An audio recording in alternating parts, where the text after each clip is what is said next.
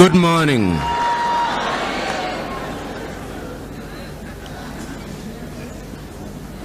Good morning. Let me say how happy I am to be with you this morning. I've already been told that the congregation here present represents a number of countries from within the continent of Africa and from outside of Africa, and that it is, in a manner of speaking, the United Nations in microcosm. I have been asked to speak on a subject that allows me to mention a number of things, but because this is a Christian setting, I've chosen to predicate my speech upon 3 Bible verses. The very first one is to be found in the book of Daniel. And you will remember that in the book of Daniel, the story is told of King Nebuchadnezzar and how he conquered the territory that was occupied by the Jewish people. And we are told that immediately he made that conquest, he asked one of his officers to identify from within the ranks of the conquered people intelligent individuals. And the Bible records in that book of Daniel that they identified Daniel. They also identified an individual called Ananias, and they identified another individual called Mishael, and a third one called Azariah. And the Bible proceeds to tell us that they were all renamed Belshazzar, Shadrach, Meshach, and Abednego. And there is a sense in which it is those given names that they are known by throughout the ages. And we are told that they were schooled in the arts and that they were some of the most intelligent individuals. If one were to be dramatic about it, one may say that they gained admission into the University of Nebuchadnezzar. And if one says so, that there were certain protocols to be followed once you joined the University of Nebuchadnezzar. Number 1, that you are to eat from the king's table and to drink the king's wine.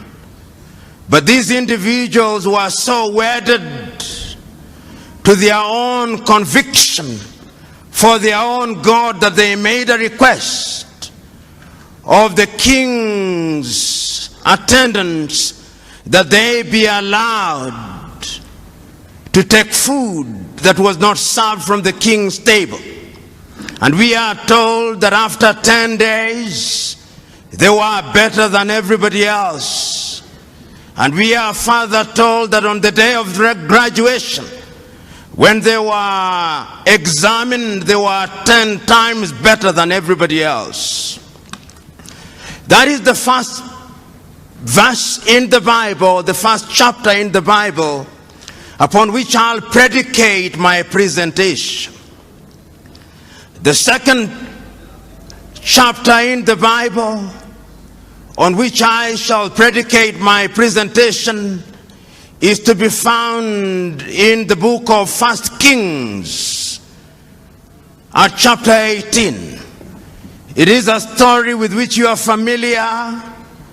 It's the story that gives us Ahab in the Bible and gives us one of the most notorious women in the Bible, Jezebel. And we are told that there had been no rain in that land for a long time. And the story we are told of a man called Obadiah, who was sent by Ahab to go and look out for the prophet Elijah. And we were told how this Obadiah was scared. And we are also told how God instructed this Elijah to go to the palace of Ahab.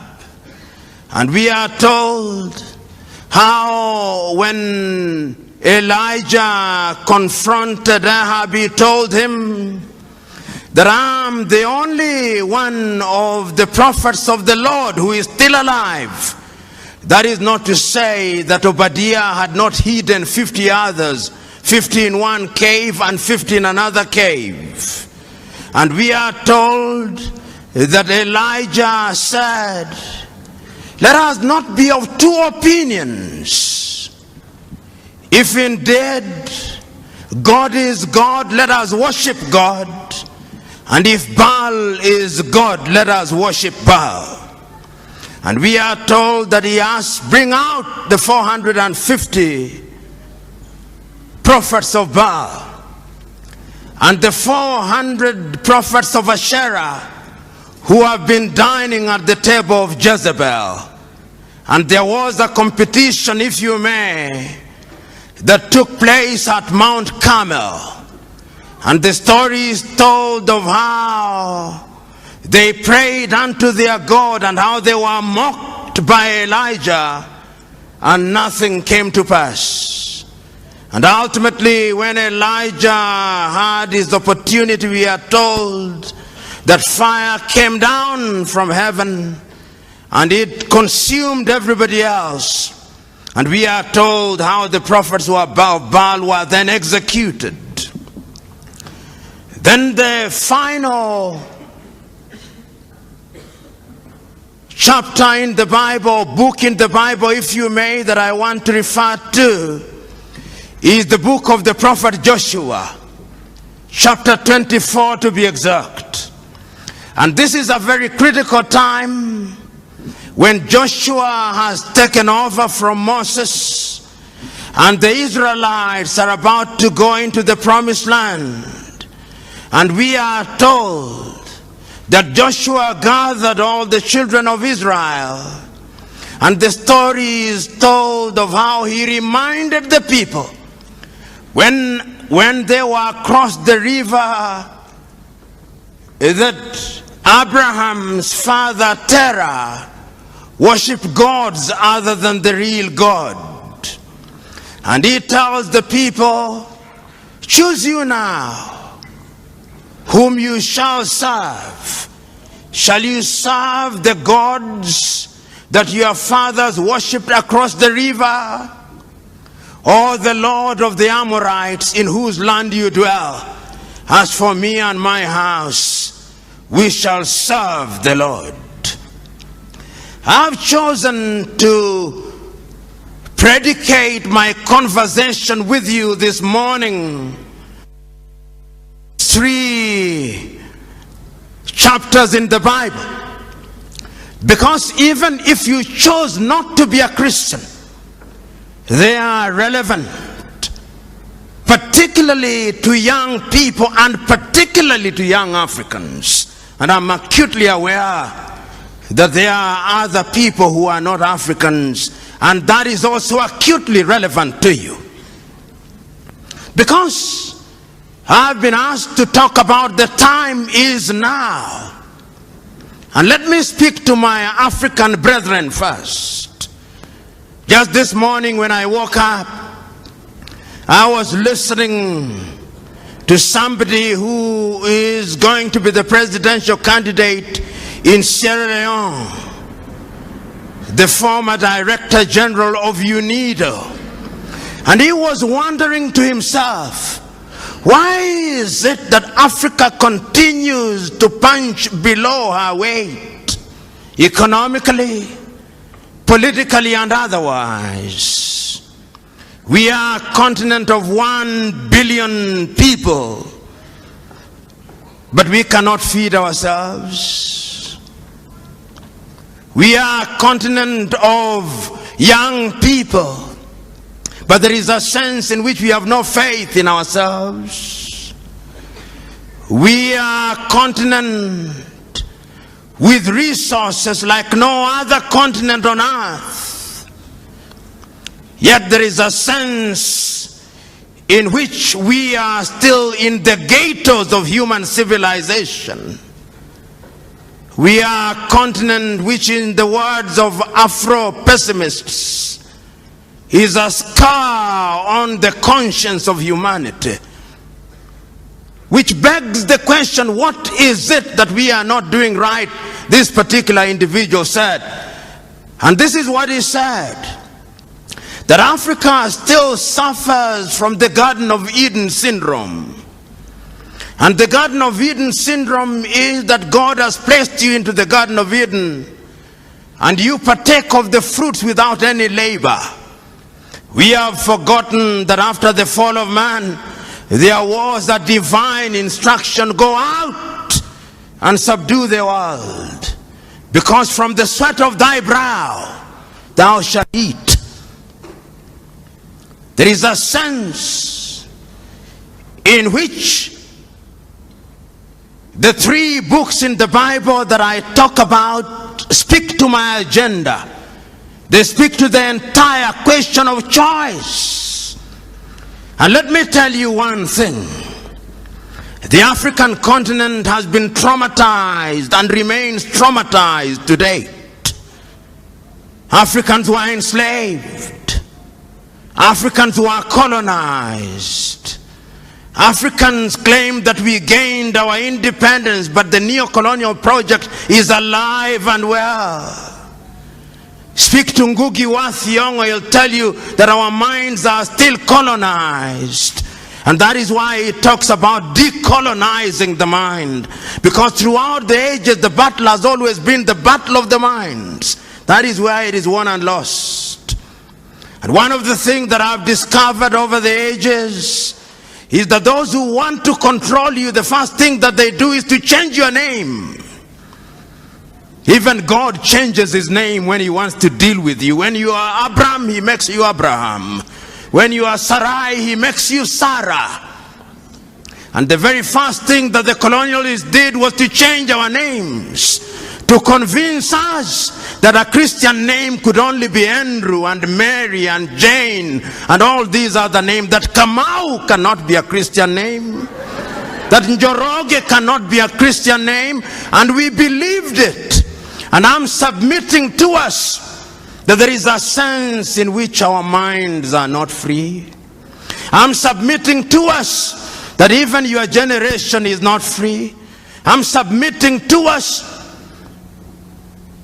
that in that book of Daniel, even though their names were changed to Shadrach, Meshach, and Abednego, and Belshazzar, there is something that they did not allow to change in them. They refused to eat meat or anything that was sacrificed to the idols. And you remember that day when Nebuchadnezzar put forth an image which was 6 cubits high and 6 cubits wide. And they reported to Nebuchadnezzar that this young man had refused to worship this idol. The young man said, we shall not worship it because the Lord that we serve is going to save it. But even if he does not, we shall not bow down. And the story is then told that when they were thrown into the fire, those who threw them into the fire were consumed by the fire. But within a few minutes, Nebuchadnezzar himself said, but we threw in 3 of them, but there appears to be a 4th man who is like the son of the gods. I'm submitting to us that at all critical times in history, we have to make painful choices. I'm speaking to you Africans who are Christian, who are present here. What choices have you made? Have you made choices to run away to the United States to get the green card? Is that your choice? Have you made a choice to run away to Europe to flip hamburger? Have you made a choice to run away, to go to Europe and to be humiliated at the embassies of the United States of America, Australia, and the United Kingdom? I'm submitting to us that we must change, because the divine instruction is that each one of us must make do with what we have. It cannot be right that a continent that is so blessed has our young men and women with only one ambition: to go to the United States. I know families where when wives are pregnant, they want to go to the United States that they may give birth there, that their child may be a citizen of the United States of America. The United States of America was not built by an army of angels. No, it was built by human beings. And I'm submitting to us that going forward, like Shadrach, Meshach, and Abednego, we must make a choice. And I'm submitting to us that if your Christianity is the kind of Christianity that only appeals to your emotions and make you feel good without making you good, that is not Christianity. Because there is a variety of Christianity today that makes you feel good, but it doesn't make you good. And I'm submitting to us that we must change now, because if we don't change now, you are going to be subdued by other civilization. And as I said at one forum, and I repeat it now, there are two ways of being at the dinner table of civilization. You can be at the dinner table as a diner or as a waiter. Choose you now. Whether you want to be a diner or a waiter, choose you now. But even as I proceed, I have not forgotten that there is another book, that there is the battle between Elijah and the gods of Baal. Today, we have erected unto ourselves gods of Baal. I go to many churches, and there is the prosperity gospel. The gospel that tells us that the church is a casino, where depending on how much you pay as a tithe or givings, then you'll get blessing. That is not the God that I worship. And if there was such a God, I would refuse to worship such a God. The God that I worship and the Christ that I follow, I remember on that day when an old woman had given the smallest contribution, he said, that woman has given the most, because there was sacrificial giving. We must now interrogate our Christianity, because Paul says, I would want you to be like the Christians of Berea. Because the Christians of Berea, once you'd preach to them, they would go to the gospel and ask, are you preaching the right thing, or you are preaching make good gospel? I'm submitting to us that at critical moments in history, there has always been a choice. And this is what Elijah is confronting the people with. He says, for how long shall you waver between two opinions? If God is God, worship God. And if Baal is God, worship Baal. I'm submitting to you that the time for choice is now. If material things are the things you want to worship, if you think that having Lamborghini, if you think like having Ferrari and all these other goodies is the right thing, then you can go on. But the last time I checked, greed is insatiable. It's like drinking salty water. The more you drink, the more you want. So choose you now. You Christians and Africans shall come to the white men who are present in this room shortly. I'm submitting to us, and there is a preacher that I love for only one thing. Sometimes I think he go overboard on his love for Israel, John Hagee.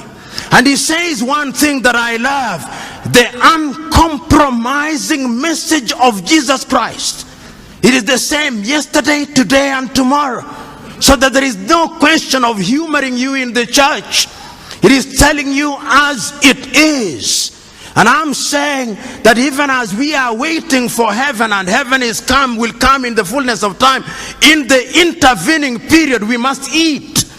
In the intervening period, we must go to school. In the intervening period, we must make Africa great. And we can make Africa great. What pains me most is when I see young men dying in the Mediterranean Sea. You know, a long time ago, they took Africans to Europe and Caribbean a long time ago. And they were wailing and kicking. And I've seen the dramatization of Alex Haley's Roots. And I've seen how in Roots a young man is taken from the Gambia, Kunta Kinte. And I've seen how Kunta Kinte refuses to change his name. And they call him Toby, but he says, I'm Kunta Kinte. Ultimately, for strategic reasons, he accepts the name Toby. But he retains Kunta Kinte throughout the ages. And 200 years later, Alex Haley is able to trace his roots. But today, young Africans are going to Europe willingly to be enslaved. It's slavery by another name. Because you are paying wages, you are paid wages that can barely keep you alive. I'm submitting to you who are here. Africa is the land of action. I'm submitting to you here that the Europeans will never respect you if you don't respect yourselves. Because respect is earned, not given. I'm submitting to you that you will never sit on the table of civilization as equal partners unless you are demonstrated that you are worthy of being a diner rather than a waiter. Choose you now what you shall do. The book of the prophet Joshua is also another book. It speaks to the Israelites. The Israelites were in captivity for 400 years. They brought Moses unto them. Moses delivered them. But at critical moments, they wanted to go back to the flesh pots of Egypt. At critical moments, God parted the Red Sea. At critical moments, there was a pillar of fire to separate them from the Pharaoh. But they still went back to their old ways. And an aging and a dying Joshua is telling them the point for making the choice is now. When we were taken away from Ur of the Chaldeans, Terah was worshipping idols. Abraham was worshipping idols. There was a change in him and he became Abraham. And now you have come to the land of the Amorites. And you are worshipping their gods. Choose you now whom you shall serve, the Lord God or the Lord of the Amorites. As for me and my house, we shall serve the Lord. I'm submitting to us now. Choose you now whom you shall serve, the Lord whom you only serve on Sundays, or the Lord that is imminent and must be served every minute. Choose you now. As Christians and as Africans, one can go on and on, but let me turn to the white people who are present in this assembly, who are our brethren. You came here by divine instruction to evangelize Africa, but in your land, God no longer has the opportunity to operate. That is why I'm happy to see you here. Because Africa now leads in evangelization. And this is how God operates. There was a time when the white men came here to evangelize. They lost God. I'm not saying that there is a godless society, but there is a sense in which when one travels to Europe, one sees cathedrals being converted into discotheques and museums. And here we are struggling to operate in a tent. How I wish that we could have the faith spoken of in the Bible, that we could uproot the cathedrals that they may settle here. But I know that that is wishful thinking, that there is no abracadabra in this thing, that I know. But I'm submitting to us that your presence here is a good thing. Is a demonstration that we are children of God, children of a God of diversity. You know, And this is very ecumenical. Some of you will be offended, but I do not care whether you are offended or not. The great Mahatma Gandhi, whom I respect, was not a Christian, but at a critical moment one day he said that he remembers one day in his homeland in Gujarat, when the person who was presiding over the service read from the Hindu Gita through to the Jewish Torah, through to the Muslim Quran and to the Christian Bible, reading from one book to the other as if it did not matter which book was being read as long as God was being worshipped. And there is a sense in which I found power in that. You do not know the whole truth. None of us. We do not know how God operates. And that is why Christ tells us, judge not lest you be judged. There is a puritanical streak that sometimes we Christians, particularly those who are born again, have. We are quick to judge contrary to the divine instruction. Let us be slow to judge. Who knows how God operates? Who knows how he does his things? Because all of you, including myself, we are so sinful that if it was by works alone, none of you are heaven bound. None of you. You may think that you are good, you may think that you are doing all good things, but he says none of you is heaven bound except by the grace of God. And if we appreciate that, then we would be very humble. But even as I talk about these things and change now, I'm not unaware that I was asked to speak for 25 minutes. And being aware that I was asked to speak for 25 minutes lets me now move with jet-lag speed in the direction of my conclusion. What is it that I've been saying? I'm saying that we who have the advantage of knowing God, we are in a unique position because we may sin, and throughout the Bible there are many sinners. I used to wonder why God said that David was a man after his heart. This man David, who took Uriah's wife, this man David, who took Abigail, this man David, who sent Uriah to be killed, this man David, of whom the Israelites sang that Saul kills by the thousands, and David by the tens of thousands. I said, how could he possibly be a man after God's heart? But then I made a discovery that the man is so human, so prone to making mistakes and to sinning, but so devoted that when he sins, he goes to God with a contrite heart. And then I discovered that all of us must strive to do that which is good and right.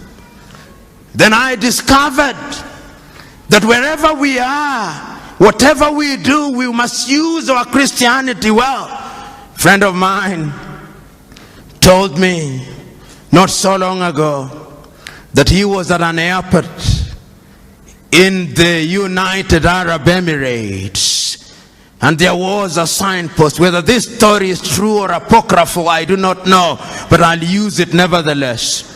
There was a sign that said, you can leave your things here, they are safe, there are no Christians here. And the moral of the story is one that is not far to seek. We claim to be 80% Christians, and yet we are one of the most corrupt nations on earth. Where is our Christianity? We claim in Africa to be immune from all these other things. I know there are Ethiopians here, and I'm not unaware that your economy is doing well, but yet the Oromo has a problem with the Tigrinya and the Tigrinya with the Amhara. So that when the chips are down, the blood of ethnicity is thicker than the blood of Christ. I know that there are Ugandans here, and I know that there are moments when being a Muganda is more important than being an Acholi or a Teso. The blood of ethnicity is thicker than the blood of Christ. And the people whom I love, the Rwandese, are here. How can we forget 20 years ago a people who speak one tongue, a people who live together. Husband slaughters wives on the ground only that they labored them Tutsi. In the churches of God, priests killed. The blood of ethnicity is thicker than the blood of Christ. And one can go on and on. The only country in Africa that appeared to have been vaccinated against ethnicity is Tanzania, the home of that great man Julius Kambarage Nyerere. They appear to have been vaccinated. But come to my Kenya. Oh, my Kenya. Oh, Kenya. Even now as we approach the elections and you are going to make the decision, I can assure you that there will be no change. Because the formations we have are merely tribal alliances, and if one were to be blunt about it, on one side, the Kalenjin elite and the Kikuyu elite have ganged up and they have hypnotized their tribesmen and persuaded them that it's only by electing them that their circumstances will change. It will not. On the other side, there is another arrangement called NASA. This is also an assembly largely of the Luo of Kenya, the Kamba, the Luhya, and a few other tribes, and their leaders, the elite, have hypnotized their tribesmen. They cannot think nor reason. So that what we are going to have in Kenya on the 8th day of August is not an election on any issue. They'll not talk about agriculture, about education, about unemployment, the critical things. It is going to be an ethnic census to determine which formation brings together the largest number of tribes. So those of you who think there will be dramatic change, you'll be disappointed. As I said elsewhere in Kiswahili, nyani ni wale, misitu ndio imebadilika. I'm saying that the monkeys are the same, the forests have changed. And if you ever doubted me, there was once a forest called COD, there was once a forest called ODM, it has now changed into NASA. There was once a forest called URP, there was once a forest called TNA, it is now Jubilee. Nyani ni wale, na hulka zao ni zile. So you who are here, you who are Kenyans, when you go to vote on the 8th, what will you be voting for? Agriculture, employment, or modo wa nyoba? You who are from the Luo extraction, when you'll be voting Oduadu or health and education. Who will betide you? Because the question has always been, choose you now whom you shall serve, the Lord of the Amorites or the Lord God. As for me and my house, we shall serve the Lord. You know, one of the things that I find painful is for anybody to tell me to vote an individual because he's from my ethnic group. It is the greatest insult. Why did I go to school?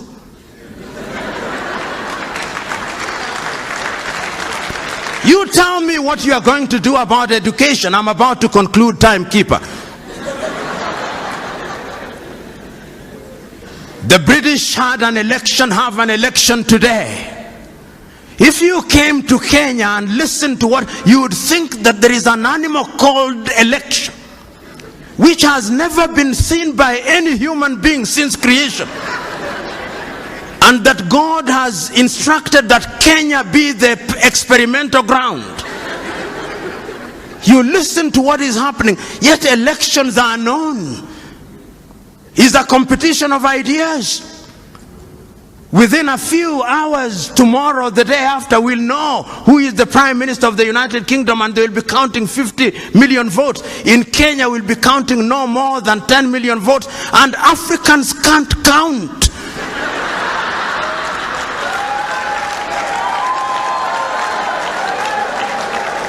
When it comes to elections, Africans can't count. And Africans never lose elections. Africans are rigged. How can you run a continent like that? Yet we claim to be Christians. If you go to the Germans, they'll have an election.